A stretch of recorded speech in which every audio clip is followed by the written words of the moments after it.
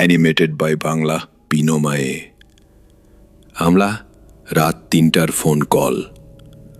সন্ধ্যার পর শহরের একটা চিপা গলিতে অবস্থিত ছোট্ট ফ্ল্যাটে একা থাকত রুদ্র। ওর বাবা মা গ্রামে থাকে, আর চাকরির কারণে রুদ্র কলকাতায় একা।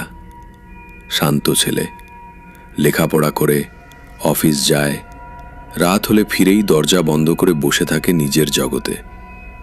সেদিন ছিল মঙ্গলবার। অফিস থেকে ফিরতে একটু দেরি হয়ে গেছিল। রাত বাজে 10:30।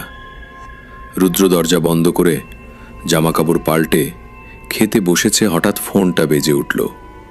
ফোনে নাম্বারটা আননোন দেখাচ্ছে। সাধারণত রুদ্র এমন ফোন ধরে না, কিন্তু সেদিন না জানি কেন ধরে ফেলল। হ্যালো।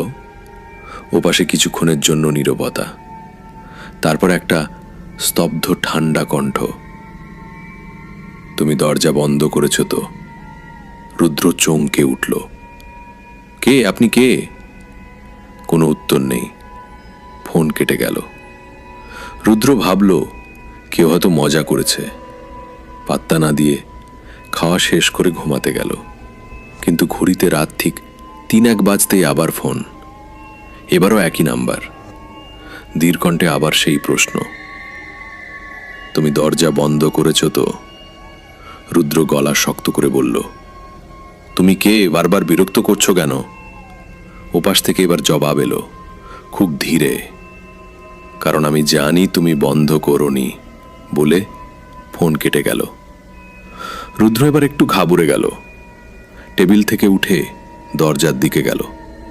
সত্যি দরজার লকটাও বন্ধ করতে ভুলে গেছে। ভয় পেয়ে তাড়াতাড়ি বন্ধ করে চেন লাগালো। ফিরে এসে ভাবল নিশ্চয়ই কাকতালীয়, হয়তো পাশের কেউ। বিছানায় শুয়ে আবার ঘুমানোর চেষ্টা করল। রাত প্রায় 4টা।